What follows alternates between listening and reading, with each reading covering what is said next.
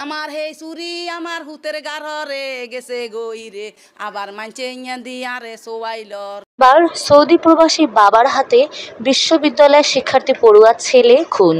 কিন্তু কী কারণে খুন হয়েছে প্রিয় দর্শক, চলুন বিস্তারিত জেনে নিই। চট্টগ্রামে মিরসরাইয়ের বাবার হাতে নিহত হয়েছেন মোহাম্মদ শাহিদ, বয়স ছিল 24 বছর, নামের এক বিশ্ববিদ্যালয়ের শিক্ষার্থী। বুধবার 10 সেপ্টেম্বর সন্ধ্যা 7টার দিকে মায়ানী ইউনিয়নের পশ্চিম মায়ানী গ্রামে নিজ বাড়ির উঠানে এই ঘটনা ঘটে। নিহত শাহিদ চট্টগ্রাম ইসলামী বিশ্ববিদ্যালয়ের কম্পিউটার সায়েন্স বিভাগের 7ম সেমিস্টারের শিক্ষার্থী ছিলেন। তিনি ওই গ্রামের নুরুজ্জামানের ছেলে। শাহিদের মা কামরুন নাহার জানান, 2 মেয়ে ও 1 ছেলেকে নিয়ে আমার সংসার ছিল। তাদের নিয়ে চট্টগ্রামের সিডিএ এলাকার একটি ভাড়া বাসায় থাকি।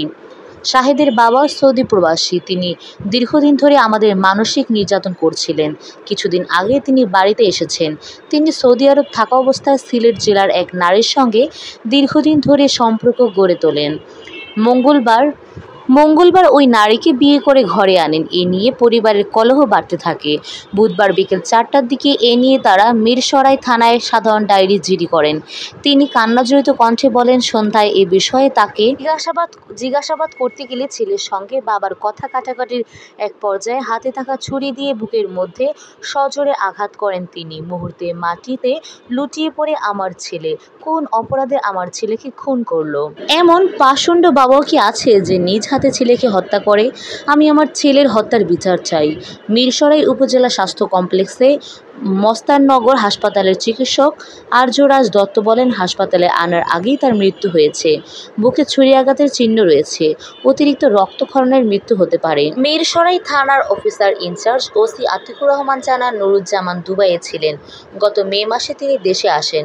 শাহিদ তার একমাত্র ছেলে ছিল।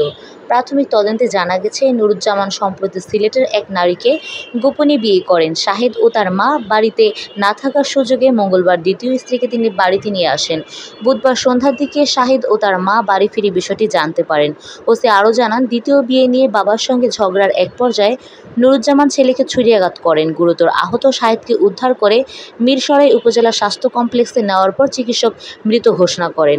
নিহতের মরদেহ হেফাজতে নিয়ে পুলিশ ময়নাতদন্তের জন্য চট্টগ্রাম মেডিকেল কলেজ হাসপাতালের মর্গে পাঠিয়েছে। পালিয়ে যাওয়া নুরুজ্জামানকে ধরতে অভিযান চালাচ্ছে পুলিশের একাধিক টিম।